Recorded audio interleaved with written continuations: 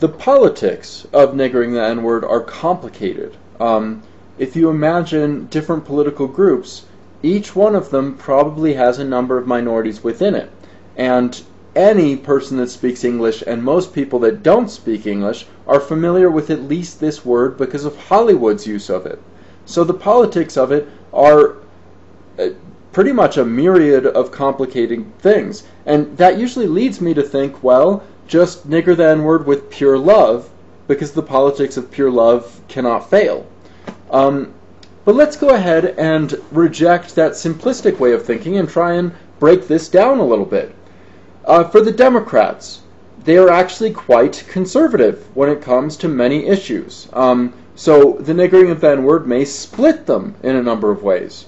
For the Republicans, I'm not sure how many will accept the niggering of the N-word, and I'm not sure how well it will actually split them. If it will, I think it will largely be rejected as a new idea. Republicans have long suffered from misoneism, and as a result, liberals end up being the ones voting left and Democratic, and they end up doing all sorts of creative things, and some of them succeed, some of them don't. The problem with creative new ways of thinking is that they usually lead to weakness, because a few of them fail, and those damaging, painful events in which they do fail take such a toll on the people that the people become weak. Republicans have not become weak because they haven't tried anything new, much less, actually thinking about their impact in the world, and so they can't even live by the golden rule. They would never do unto a country as they would have that country do unto them, much less do unto another religion as they would have that religion do unto them. Republicans, in my estimate, and this has been the case for over a decade, have been a lost cause. That party has gone stale since the 60s. Back in the time of Reconstruction, you might have made a case for republicanism, but now it's very difficult to.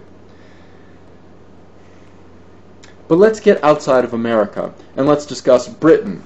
Britain is a much more multi-ethnic place. London is not just an urban area, but a very integrated area. The whole of Britain, I would say, is less resistant to evolution. They are not creationists, right? And the same might be said for Australia and New Zealand.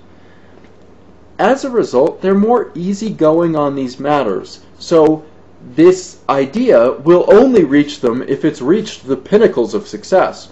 But if it does reach them, and they do begin to accept it, the niggering of the N-word will leave them unperturbed, because they don't suffer from a large amount of bigotry. And the bigotry that they do suffer from is punished pretty wryly, and with that British sense of humor, or with that Australian bravado. So it looks like, for the world abroad, the niggering of nigger will not be as difficult as it will be for America. America is where this word was born, and it was born in a crucible of fire, pain, hate, slavery, condemnation, separation, segregation, inflammation, resentment, petty bickering, and injustice on the behalf of police and racists and eventually African Americans who had to fight back at some point, and they fought back with injustice at times. There's no other way about it. America will be the most difficult place for this niggering of nigger. However, it's the most crucial place for it as well. And really, the only hope for America is if the N-word goes away and is niggered properly, and the word human, a synonym for person and a synonym for nigger, truly does become something that we value, respect, understand, examine, and promote. Right now, I don't see it. I see a deep misanthropy. I see a deep hatred for niggerhood and person kind that I cannot stand. I really dislike the hatred, but that is not the right way of thinking. The only way to beat hatred is with love. The only way to beat darkness is with light. This is the channel that I will be niggering the N-word on from now on, and I will discuss political issues as is my wont on this channel.